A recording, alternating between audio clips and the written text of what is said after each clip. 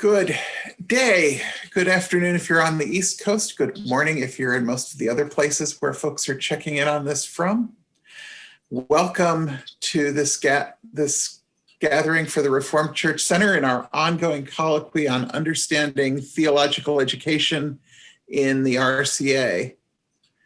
Our guest today is Cornelis, who spent 29 years as director of the Ministerial Formation Certification Agency. I believe those initials when he first took the job stood for something else, but I don't remember what. I remember it changing along the way. And as assistant professor on the faculty of Fuller Theological Seminary. Prior to that, he was Dean of Students at Redeemer University in Ancaster, Ontario, Canada, and spent 5 years before that as Director of Counseling at Central College in Pella, Iowa. I am wearing the New Brunswick school colors because Cor is one of our graduates. He has an MDiv and an MA from New Brunswick Theological Seminary and a DMin from that nice place on the West Coast. And we're glad he can be here with us. Ladies and gentlemen, Cornelis. Well, thank you, James. This is the first time I've ever done anything like this, and here I am in my den in Seal Beach, California, talking to you all. It's a little earlier for us here in the West Coast, but I'm glad to have the opportunity to share with you. Obviously, MFCA, Ministerial Formation Certification Agency, has kind of become my life over the years, 29 years, as James has said, and it's existed in its entirety for 35 years. We're in our 36th year. So after 6 years with Ken Van Wyk, I had the opportunity to become its second director. It's had a number of different names, as James has said. It originally started as the Theological Education Agency, T, as it was commonly known, and then did become the MFCA, but first the Ministerial Formation Coordinating Agency, and then in 2007 became the Ministerial Formation Certification Agency. The concept for the agency was originally created suggested by James Cook, and I'm going to just try to share my screen with you because this agency would not exist if it wasn't for Jim. And he was the president of General Synod in 1983. He was a faculty member at Western Theological Seminary, New Testament professor. And he was the one who made the recommendation. And I'll read what the recommendation was: to appoint and fund for 1 year an ad hoc committee of 10 persons representing the General Synod Executive Committee, the Board of Theological Education, the particular Synod of the West, and including one consultant to be named by each of the seminaries to investigate the inauguration of Reformed Church theological education in the Far West, and to bring its recommendation to the 1984 meetings of the Board of Theological Education and the General Synod. Now, this was his recommendation to the General Synod. He provided a number of reasons, and I think it's important for you to have this background. His reasons were and focusing on the extreme, notice he was focusing on the extreme far west of the North American continent when he did this. Number one, the numerical growth of the Reformed Church in America has been steadily westward. Geography and culture have combined to create a feeling in the far west of separation from the rest of the denomination. Leaders in the far west are concerned about the numbers of churches being served by pastors with little or no background training in the denomination. The majority of the church members in the far west have no Reformed Church background. Of the 24 seminarians presently under the care of Classes California, Central California, and Cascades, only one is attending a Reformed Church in America seminary. Nevertheless, most, if not all, of these candidates will serve Reformed Church congregations in those classes. So he worked hard at trying to recommend this. Interestingly enough, Jim was on the search committee that hired me. He was also on the certification committee that I started to work with when I first took this position. And we had many conversations about his proposals and why he did this. And I'm not exaggerating when I say he felt a sense of betrayal when it came to what actually happened. Because what ultimately came of this was the General Synod then said, okay, we'll create this thing called T. And the design for T, a design for Reformed Church Theological Education Agency, was a twofold responsibility. And his idea was to create, number one, the direct supervision of all RCA ministerial candidates attending Fuller Theological Seminary. That was his idea. That's what he wanted.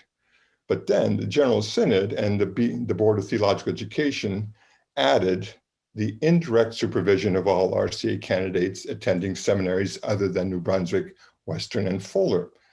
And this came about because I think there was quite a stream already starting at Trinity Evangelical Divinity School, TEDS in Illinois, and people on the East Coast.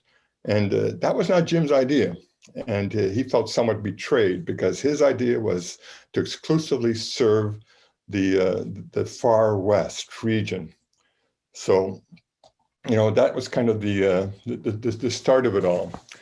But Jim, in our conversations too, was glad to serve and have this happen, but he was a little disappointed at the fact that that it did not just become a far West Coast thing, and that it started to serve all over.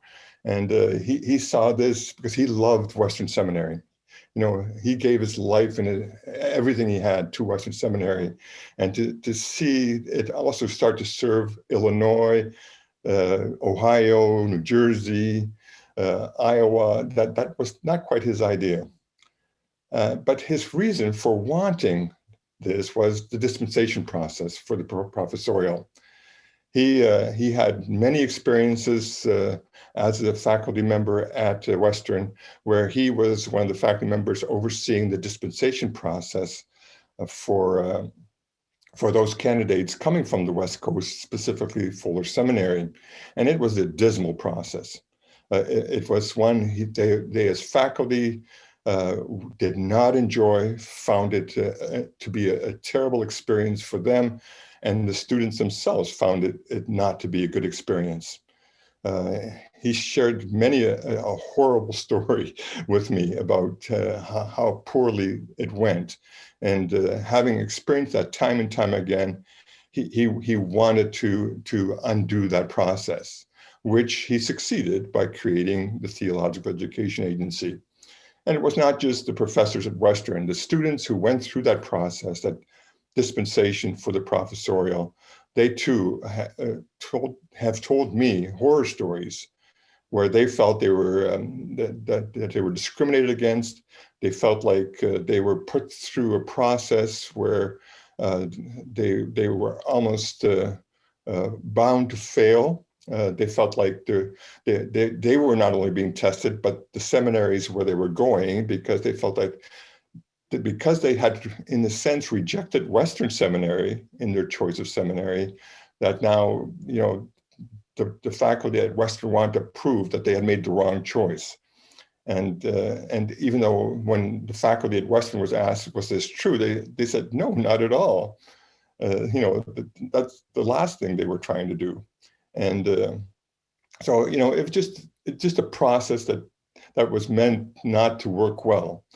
And listening to all the stories, this is why Jim really wanted to do something about what was just an ugly process from start to finish. And so that's why T was designed. And I think, if anything, when it was designed and in the last 35 years, that's been accomplished. That we've undone this process, this dispensation process for the professorial. So the agency for the last 35 years has created something much more positive.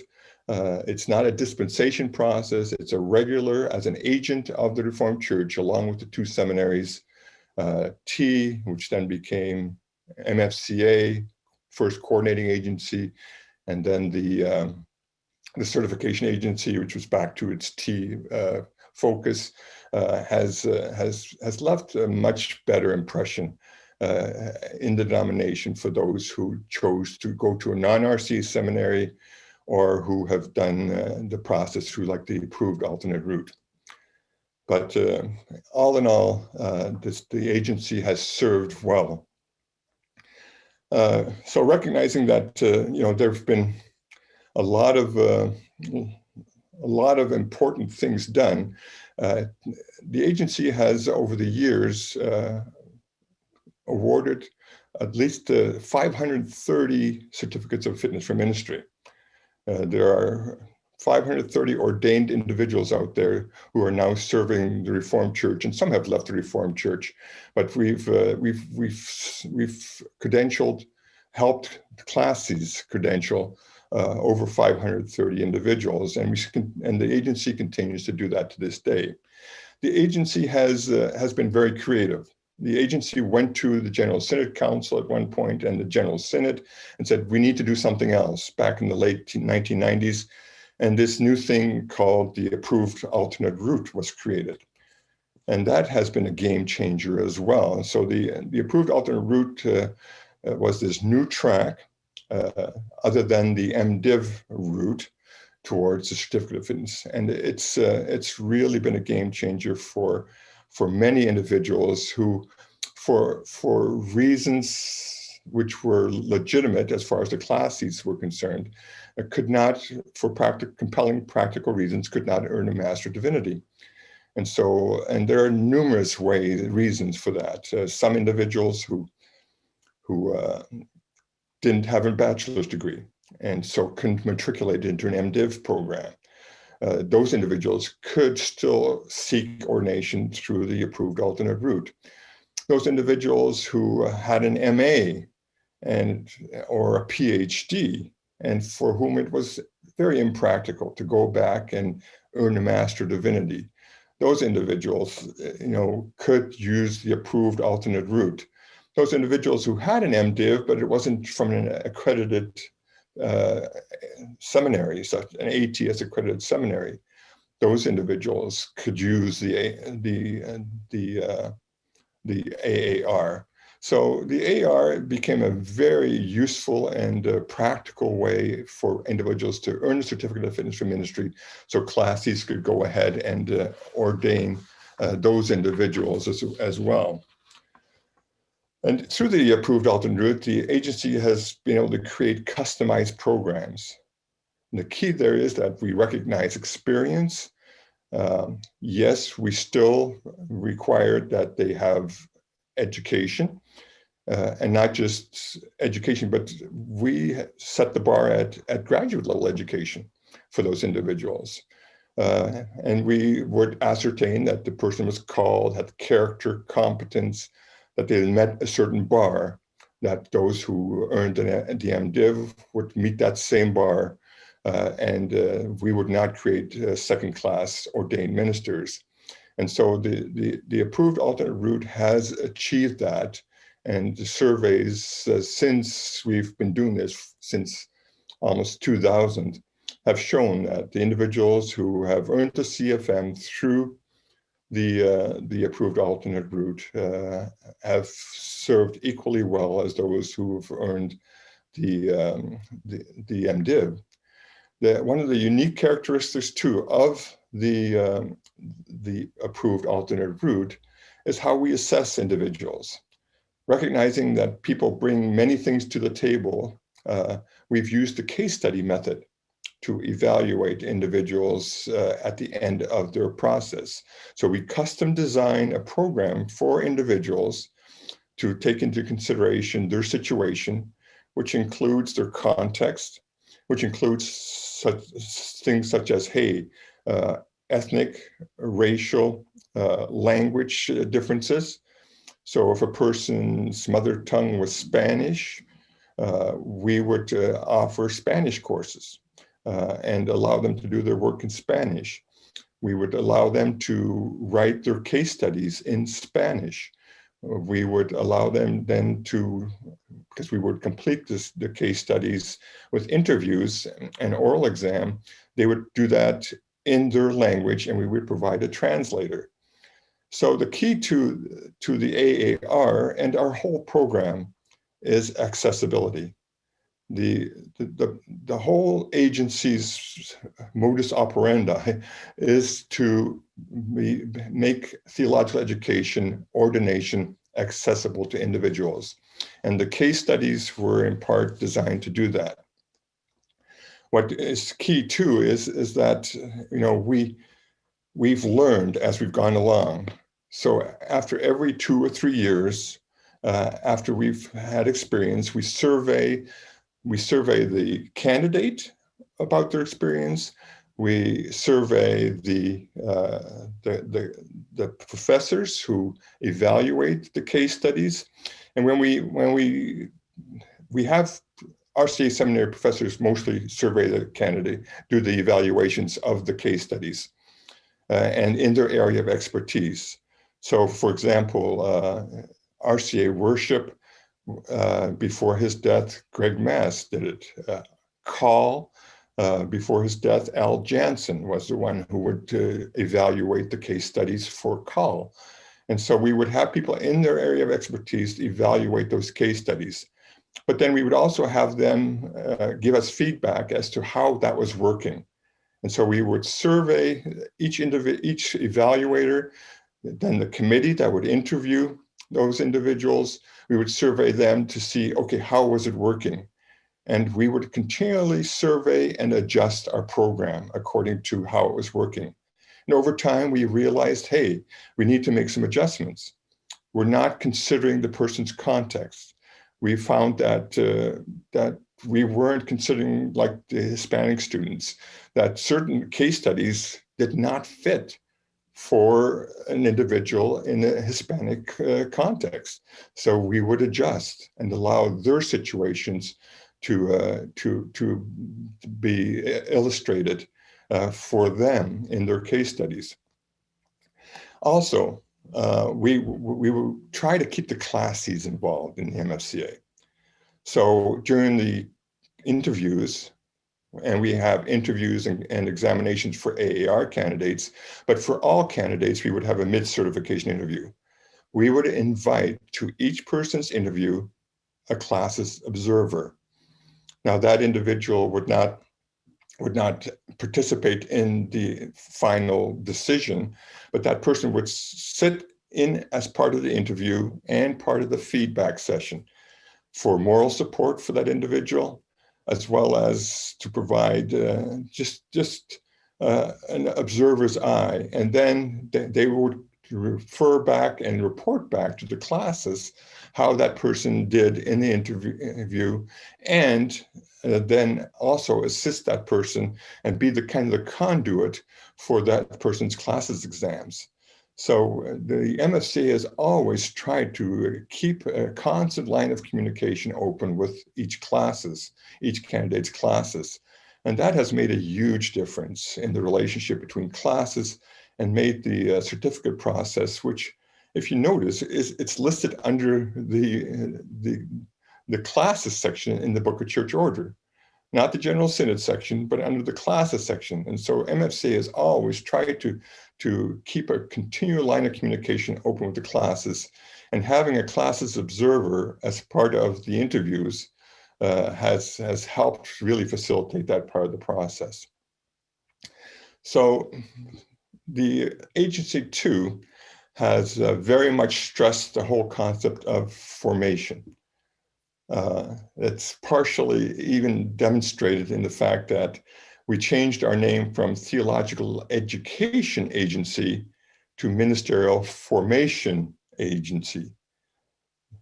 From education to formation. Not that education isn't important, but formation has become a very important part of what we think our priority is. And so with formation too, we look at the whole person. We think self-awareness is very important as part of who a person is, to be mindful of who they are in ministry, to have healthy relational skills is all part of what we think is important as part of the preparation for ministry. We do a personality vocational assessment. And yes, over time, New Brunswick Seminary has done that over time, then didn't do it. Western Seminary has done that over time, recently has decided not to do that. That's never been a question for MFCA. We will do a personality vocational assessment, and we will have a follow-up with a therapist so that we allow that person to really look at themselves. Even more controversial as a requirement, where I think the MFCA board has been very courageous, is that we've required a unit of clinical pastoral education.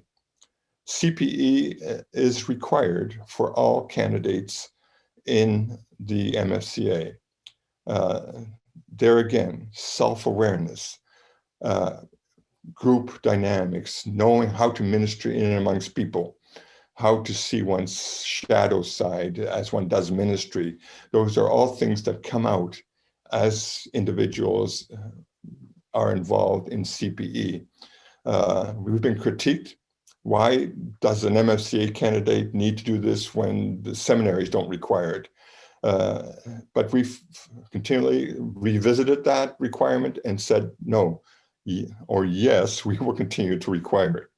And so CPE, we consider, is a crucial part of the formation piece, and we emphasize formation. And we see the personality vocational assessment, we see supervised ministry and the importance of it, and the CPE requirement as all being inclusive as a holistic approach that we take to the formation of a candidate. As I mentioned earlier too, we've tried to adapt to the needs of the church. So we were the first really to offer Spanish courses. We did that early on in the 90s already, before the seminaries, even though I know they were considering it, before the New Brunswick Seminary then later on started offering certificate programs in Spanish. We talked continually with Western, even worked with Western New Brunswick, and asking for a Wabash grant to offer Spanish programs. But we were already doing it in those early years, and formed relationships with Cornelis Seminary and Alvin Padilla before he ever became dean at Western Seminary, was a partner with us at MFCA so we could offer quality Spanish language courses. And so we've been doing that for years and years. We've had Korean cohorts where we've had a Korean speaking professor help teach our Korean students whose mother tongue was definitely Korean and for whom English was very difficult. So we've introduced where we were able the opportunity for ordination in the RCA to become more accessible to candidates. We have also, accessibility-wise, talked about finances. We realized very early on that the program was quite expensive. When we came from T to MFCA, we said, let's make user fees fund the program, which meant everything was charged for, and heavily so. So the average candidate was paying approximately $8,000 over and above their seminary tuition and cost of living costs to be in our program for the privilege of being ordained in the RCA. That was way too much, because we had candidates starting our program with already $120,000 of student debt. We very quickly said, hey, this can't be. So nowadays, on average, our students pay about $1,500 to $1,800 for the cost of our program. And where if that's still too much, we give financial need based scholarships and that. So, we tried to make the program accessible to all those who need to do so. We've done our best to try to make the program accessible. We've done our best to use online courses where possible.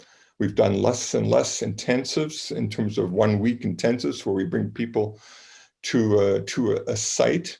The last course we've been doing that with has been RCA Worship. And even that for the first time this year, we've done that as an online course. The agency has served individuals in different locations. We've had military chaplain candidates writing their credos and taking our courses from Afghanistan, as an example. That shows that anything is possible. We've had candidates. At one point, we had 3 candidates in Taiwan, where missionaries were serving in Taiwan, wanted to complete their ordination requirements, and were able to do so by online and Skype contact. And so we were able to serve them that way. We've tried to fill the gaps. I think a good example was at one point, the Classes of Ontario was bringing in Brazilian pastors. They were pastors and they were trained by the Presbyterian Church in Brazil, but they weren't ordained. And so they placed some individuals in Montreal, a couple who both had MDivs from Brazilian seminaries and were serving in Montreal. Their English wasn't very good, and they were busy trying to learn French, as being in Montreal, Quebec. So the only way that they really could get their MFCA courses done was by taking the Spanish versions of our courses. That's how we served them, by allowing them to take our courses in Spanish, because English was just too difficult for them. So we've tried to be creative and accessible to individuals as best we can. So the ability to be flexible and accommodating has been the trademark of the agency. Despite the fears of many, we've kept the costs down. We've not created second-rate ministers. We've discovered that our candidates are well-trained. As a matter of fact, when the Frost Center did a survey of all RCA ministers, they discovered that MFCA graduates were equally, if not sometimes more loyal to the RCA than people who came through other avenues. So I think the MFCA has served us well. We've been creative, we've been accessible to individuals, and yeah, it's too bad that hey, it looks like our days are numbered. I personally am so grateful that the Lord has allowed me to serve for 29 years, and it's just been a gift to me. And I pray that the MFCA may continue to, for a number of years yet, to continue to serve and be a gift to the RCA. So thank you for this brief introduction. I know there's a lot of other things I could have said, James, but I just do notice my time is kind of up.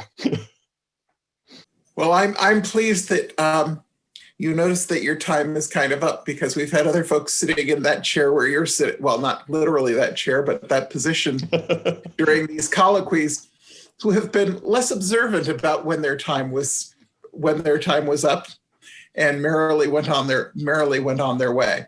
But we've still got some time to be here together in discussion, so I will invite everybody, find that raise hand button or your Q&A button, and let's start having some discussion.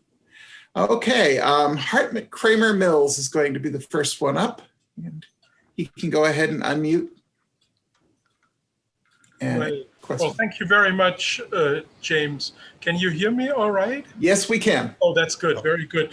Well, Cor, this was a wonderful presentation and provided much needed background. Thank you very much for not going into too many details, but keep it so general and clear cut. I am wondering, as someone who also came from a foreign country and has an interest in education,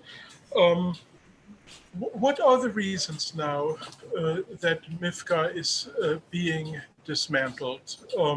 It seems to me that it was highly successful, and one would wonder why the denomination takes this step, especially if it's financially manageable as it seems.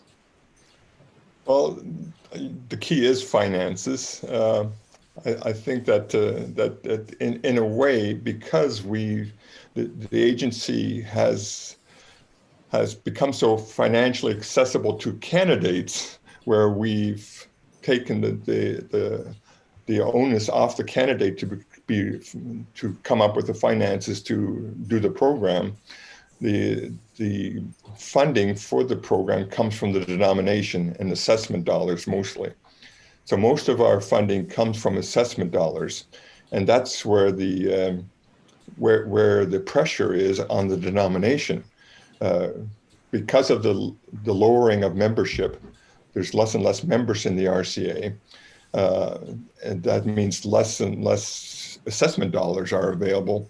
And our agency is almost exclusively dependent on assessment dollars because we're not user fee driven. Whereas initially we started to be, we realized that would make it way too burdensome for candidates. So that's why they're looking at dissolving the agency, is exclusively finances and trying to bring down that assessment dollar amount, which we were a significant burden on the assessment dollar amount for the denomination. Thank you very much. Okay. Anybody else? Others who'd like to speak up? Okay, Jim Reid, I'm going to allow him to talk and ask Jim. you to mute. How you doing?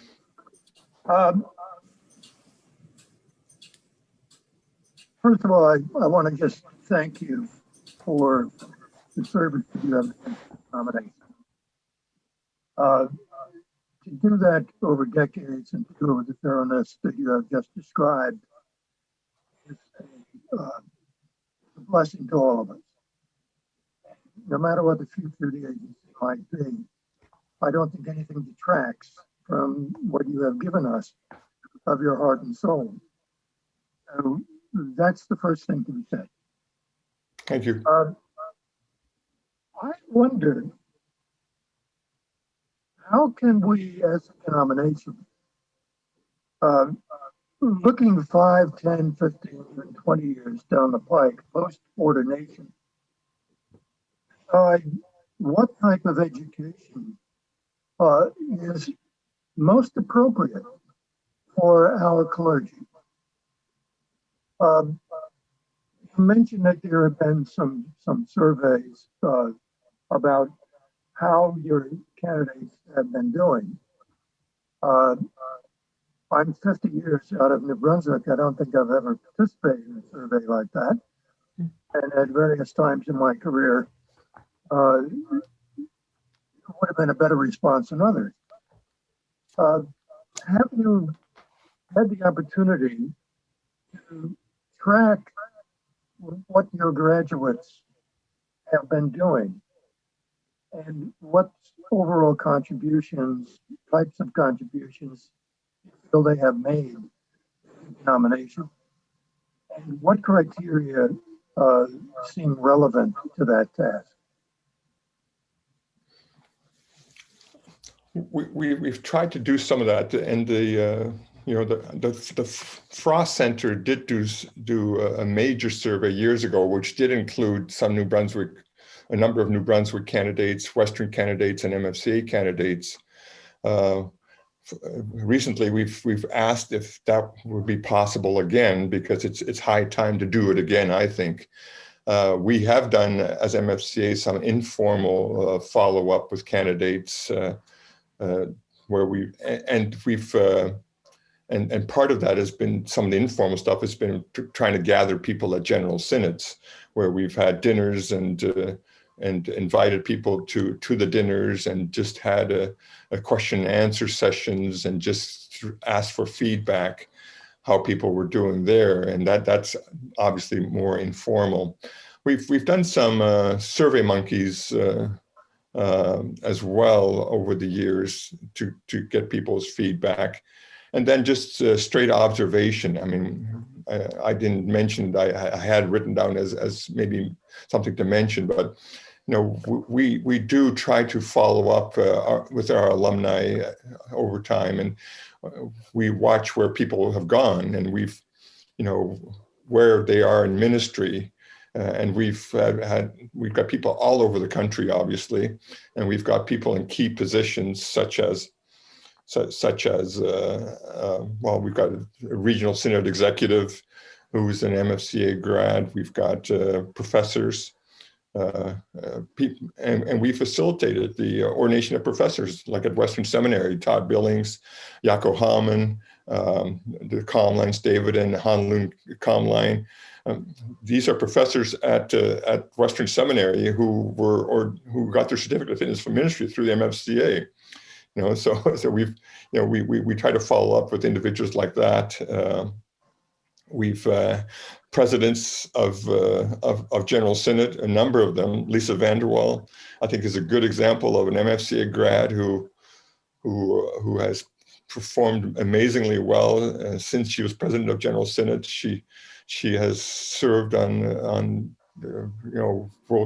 Reformed World Council of Churches, and so. And we tend to follow up, and we've been on social media, and we connect people that way. We've done our best to try to connect people through those kind of ways that we stay connected, and we continue the dialogue with our alumni, and that's the way we've done it. I don't know if I've answered your question, but just to follow up on that, one of the things that I most value, looking back over the years of the time that I had in Brunswick, which of course was another era. I mean, 50 years ago, the church was very different. The church's requirements were very different, and our experience was very different. It looks bucolic at this point, if not totally anachronistic. But the idea is that while I graduated in a class of 10 white guys, we did manage to stick together through our careers and until death, frankly. That comradeship, which existed over those 3 or 4 years studying together at the seminary, did build ties that came in very useful during the course of a career, 40 years. Yeah. Your approach, very thorough, but very individualistic. There's a gap there that I'm sensing, and I wonder, how can we overcome that? How do you mention, well, you tie people together from time to time. How can we enhance that so that we have a sense not only that as individuals we are RCA and living up to our call, but also that we are in it all together. I think the future that we're facing, in it all together in terms of spreading the gospel, is going to be quite a task. I don't know whether that's a comment or that's a question. I'm going to take it more as a comment because I don't have an answer. I think you're right. And I am in my own way. I'm grateful for Facebook and some of these other social media platforms, because I do watch the interaction between our alumni on those platforms. And there I regret that we've gone so online with our courses, because even the interaction, even the last couple of weeks with the political situation, but one of our candidates in New Jersey, and I forget where exactly you are right now, but I'll mention his name. Tom Hinion had major liver problems and was in hospital.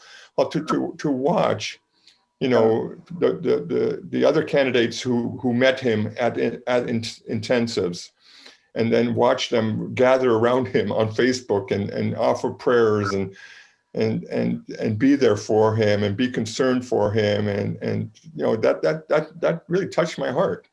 And that happens time and time again. That those connections have been made, even though they didn't go to the same seminary.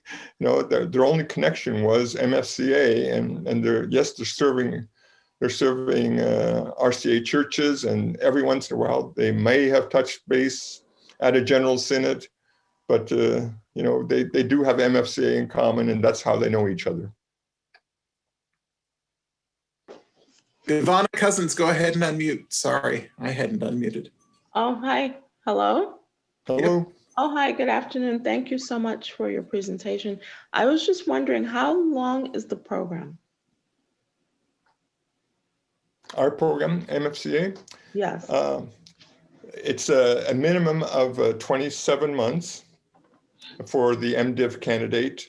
And if you're in the approved alternate route, there's really no time limit. Well, we'd like you to get it done within 7 years, but we've had one individual who did it in 12, 13 months, was able to complete the whole program in that amount of time. So, but if you're an MDiv candidate, it's more regimented, and the Book of Church Orders says you must be in the process a minimum of 27 months. Thank you. Okay, somebody from further away from us than you are, Cor, Akiko van Antwerpen. Hey, Akiko. I'm here with Don. Oh, you got muted again. Akiko, go ahead and unmute again. Oh, hi. Hi. Can you hear me? Yeah. Yes.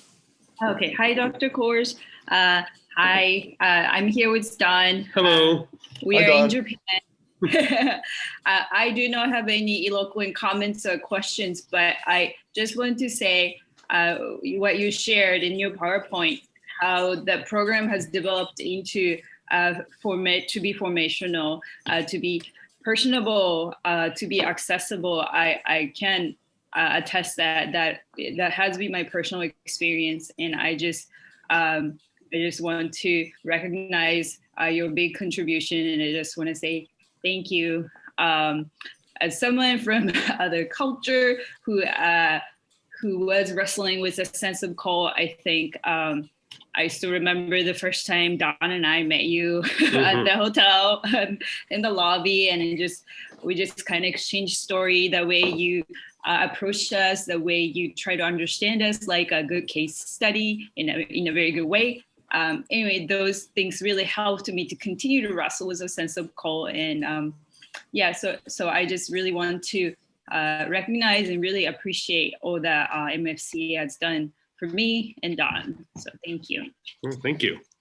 Thank you so much. That you have no idea how much that means to me for you to say that. Thank you. And did you have a question, Don?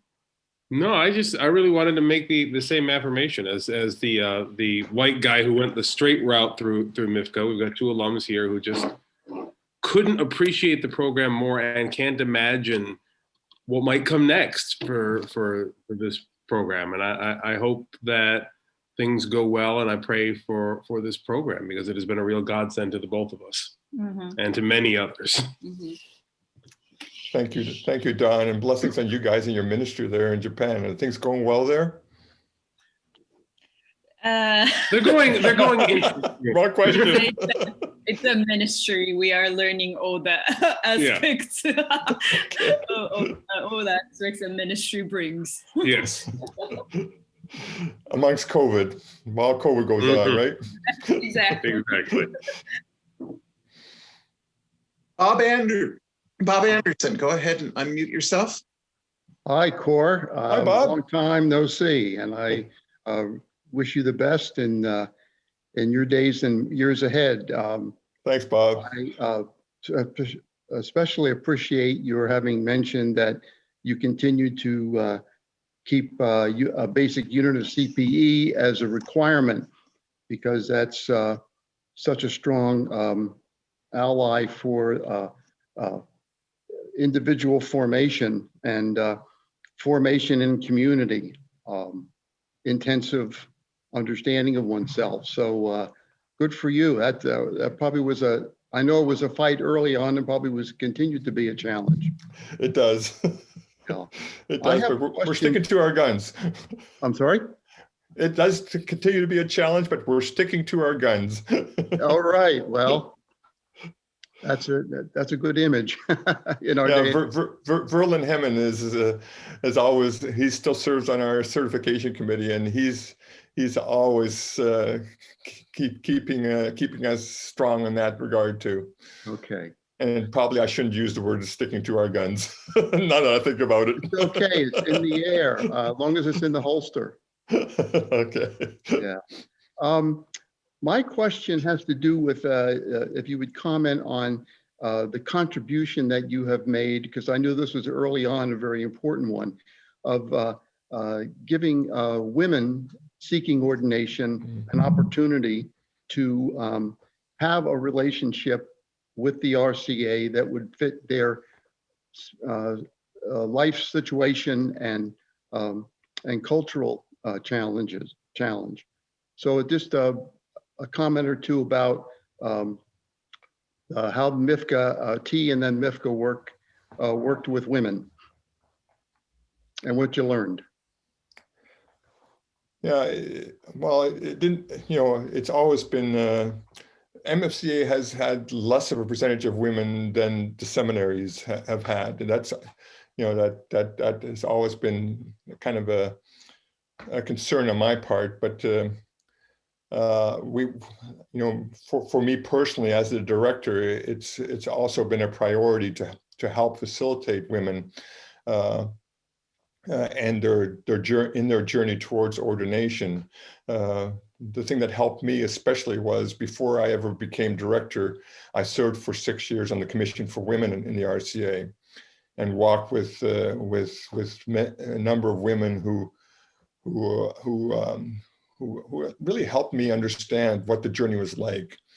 Yes, people like Beth Marcus certainly influenced me, but even listening to stories like people like I think it was Shar Heinen and other women who and I worked under Fran DeYoung at Central College, and listening to their stories of what seminary was like, and so I brought that into my role as director, and especially as I started working with women in the Midwest in the RCA.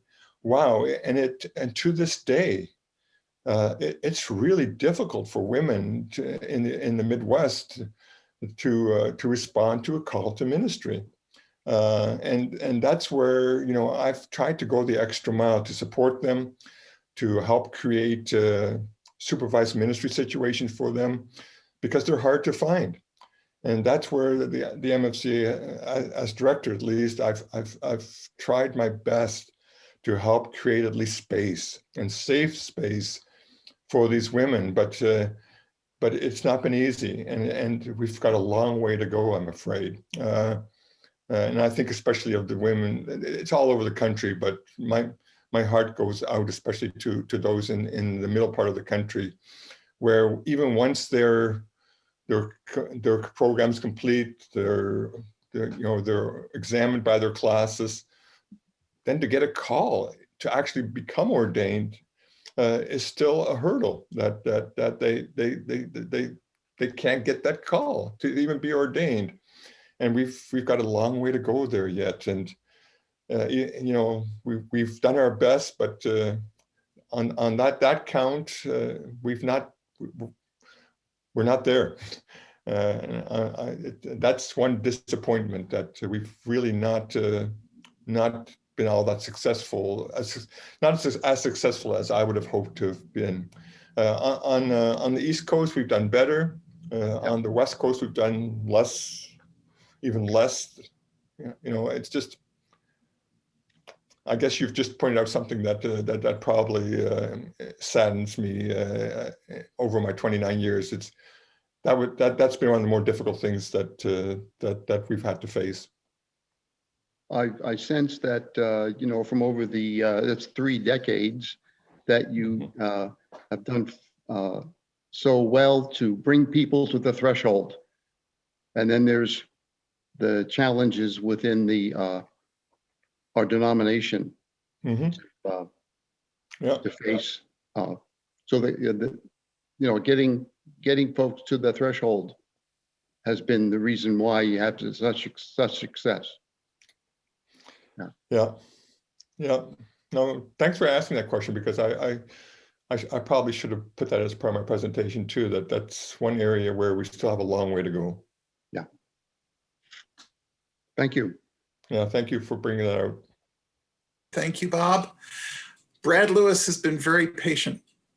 Brad, go ahead. That's not like Brad to be patient. Thank you. And you know, we're a couple of people who are fairly familiar with one another. Because I've had the enjoyment of, frankly, being there from the beginning of MFCA, and from a phone call saying, which, you know, this new thing coming around, and it was transformational for me. And I wanted to make 2 observations that way, because in the process of getting our certification committees and the fact that we have, for example, CPE and all the rest, a number of us have not come from the traditional ministry. You know, I'm a layperson. And Cora has been very interested in getting a diversity of people working with this. As to the comments that we were having just now about women, a number of our candidates came because a church had a call for them and they needed to be certified. And to the extent that more of those churches were sending men, and more of the women may have come, maybe they went to divinity school, but they got a master's of arts instead of something like that, because earlier they were told, no, I'm not going to get that. So I agree with that.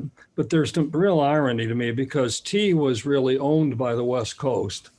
Now, MFCA has gotten way past that, but that ownership meant that a number of them gave money. And when we were brought into the denomination, instead of being a separate corporation, you know, the advantage is that you've managed to get this incredible diversity of people coming through, and ways to bring them together, like having them come to Synod so that they meet one another. And at the same time, because all of them have gone to separate seminaries for courses and so forth, you don't have the kind of single funder that the West Coast had. But it seems to me, you know, if we want all of the diversity that we have in terms of language and so forth, and I think we do as a denomination, we have to find some way to fund it. And that to me has been, as you say, one of the biggest problems, because in a sense, we provided a very wide swath of people opportunities, but there's a sense in which we're not owned by anybody. And therefore, we don't have quite the same thing that the seminaries have for that, for raising money. I'd like to say one other thing that I forgot to mention that I did have written down. Brad has served on the certification committees. One of the unique parts of our certification committees is something that was intentionally done by our board of trustees.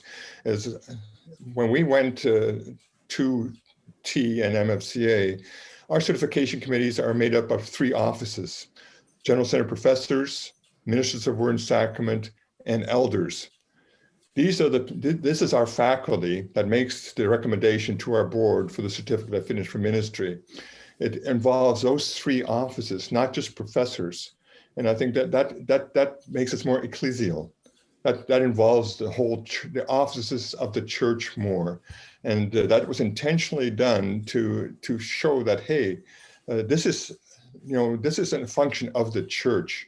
And this was intentionally done by our board of trustees. And I just want to point that out, that it's, it used to be the professorial certificate and then became the certificate of fitness for ministry. Well, I think our certification committees illustrate that by using 3 offices as our faculty to make the recommendation to the board for the certificate.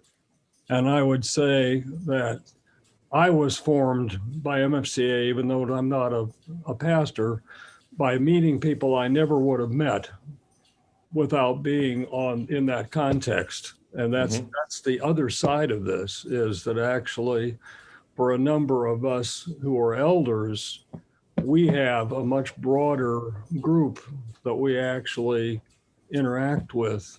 And I want to thank you for that, because that's responsible for an awful lot of what I've been able to do. Okay. Stan Segrin. Go ahead and unmute and you can ask your question. Hello, Stan. Here we go. Am I being heard now? Yes, you are. Heard. Good, good. Thank you. Thank you, Cor. Good to see you, and blessings to your family and everyone. Thank you. Just asking a question that I know you can't answer, but I'd be interested in your perspective on what's next. How are we going to, I was just reading the report briefly, and I know they're trying to, the feeling is that MFCA has funds for about 2 years to keep going, and they're looking for an interim director. What is the future for the students? And I guess, and I don't know how much you want to say about this, and I don't want to be unfair to those who made the decision, but was MFCA just shocked by the decision to dissolve? Did MFCA feel there was sufficient consultation before this happened? Yeah, so that's, I guess, a couple of questions. Well, we were shocked, but it's been 6 months, so we've adjusted. I think every effort will be made to try to take care of the candidates and those in the future who will be called to ministry who do not go to RCA seminaries. I think I believe the RCA seminaries will step up and fill the gap that MFCA has served once MFCA actually does dissolve. And I think that the type of coursework that we've offered will be filled by the seminaries, that the seminaries will offer any identity forming coursework. I think that any support walking through with some of the formational stuff that I've referred to, that the seminaries have great formation offices, personnel, people that are more than capable to walk with some of these candidates. I think that's how it's going to play out, that the seminaries will move in and fill that void once MFCA is no longer in existence. That would be my feel. But yes, we were shocked. We did not see this coming. Okay, well, thank you. And Yeah, I mean, I guess that's a hopeful way to look at it. And yeah, I guess, thank you. Okay. Linda Miles. Hi, Hi, Linda. Cor. Hi, James. Hi, Linda.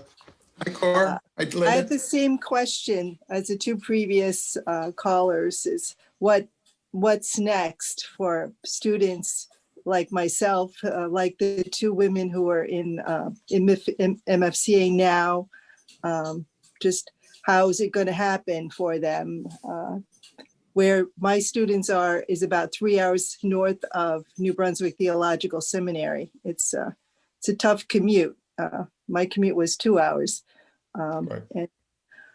And so I'm concerned about what's next for all the individuals in terms of, I think Zoom, the technology that we've been forced to learn is helpful, but I think nothing really will replace face-to-face, some contact with your professors and with the experiences of MFCA. So Yeah, and I'm hoping that once things get back to normal after COVID, some new things will be created for people to go face to face again.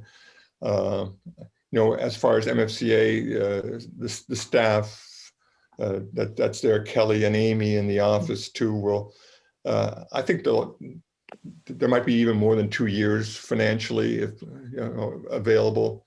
They'll hold on, and they'll be the glue that connects everyone, and they're great. They're really good about keeping track of everyone, and they're available to keep people on the straight and narrow and keep them on track with their programs. So and they'll be part of that transition to start connecting people to the seminaries and the formation personnel. Dave Scott is presently the interim director.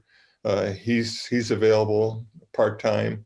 So there's people in place, and I'm hoping that maybe it'll be even more than 2 years that the finances will hold up to carry on for those candidates that are still stepping into the program today. Even there's new people entering. Yeah, hopefully there'll be more some face-to-face stuff going on in the future after COVID, because I do think relationally that's very important. And maybe the seminaries can adjust to have a kind of a director, a person like myself who will go out every once in a while and reach out to people. Maybe there'll be a little bit of a travel budget, from New Brunswick to the East Coast area, from Western into the middle part of the country. Maybe that'll be possible, that there'll be some face-to-face stuff going on, because I do think that is important. That's always been my emphasis. There's a reason I'm a 3 million mile flyer with United Airlines. I'm going to invite Micah McCreary to ask a question. He's been waiting a long time. I am actually on my iPad, which is different. I took a walk during your presentation, so thank you for seasoning my walk with wonderful conversation. I had a question, but I wanted to first, of course, commend you, Cor, just for who you are, your graciousness, your integrity. As a leader, I've watched you over these last 3.5 years, and it has been tremendous to see you, to observe you. And I just take my hat, which I don't have on any longer, off to you. My question, and you've kind of addressed it earlier in the discussion, was really, if MFCA survives the restructuring, the readjustment, the refinancing, all of those pieces, how can we engage the General Synod Professorate in the process even more than you've done? So you've done it where they were there for the certificate for fitness for ministry, but are there other ways that the General Synod Professorate could really be engaged? I'm thinking of the 2005 expansion of the role, where they really talked about it being like what you're doing now, a teacher to the church, not just to the seminary. Any thoughts that you have there? I think in part it's more involvement in the church on the part of the professorate. I find that in many ways, I'm still a General Synod Professor at the moment. Until the synod happens, I won't become emeritus. I think we've kind of isolated ourselves in the academy over the last few years, and I think stepping back into the church, either more teaching, but just being there, helping, like in my role, being there with the supervised ministry, the formational part of it.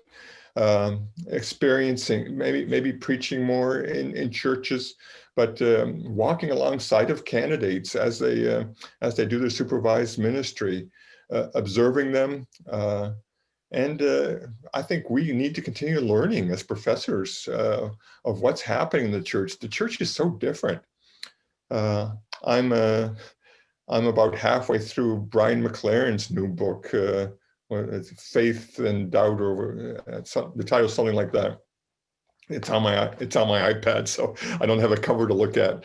But he too says, hey, we're all in different stages, but the church is so different nowadays that I think we as professors need to stay in touch with the church, and I think that's where the professorate is. The professorate will stay relevant if the professorate stays fully engaged with the church and the academy, and bring the two together. That would be my thinking, Micah. Yeah, and that's actually the idea from the 2005 task force when they really proposed that. Mm-hmm. I agree. Thank you.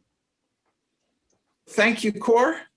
Thank you for this discussion. Thank you, everybody else, for making this such a lively discussion. And yeah, as we seem to constantly be, we are in a time of change, and we are learning as we go. I had a colleague once who, a seminary classmate, in fact, who said, he thought that the thing that we learn best in our seminary educations is how to do things and learn things while we are doing them. That the church changes, and we have to learn how to deal with the change while we are also doing whatever that change requires. Kind of like, repairing the engines on your jet plane at 30,000 feet. As you're flying it. Yes, while you're flying it. And so CORE has been a great help in that all along the way to many of us, even those of us who didn't go to MFCA and have gotten the privilege of knowing him. Thank you all for being here. We invite you to be here again. As I said, March 2nd, we will have the last of these colloquies. February 13th, we'll have a Saturday session looking at the last part of the 2020 Vision Report. And then if you look on the Reformed Church Center website, you'll find out about programs that are happening in March and April. Have a good afternoon, everybody. It's been a pleasure to have you here. Thanks, James. Bye-bye. Appreciate you facilitating this. Thank you.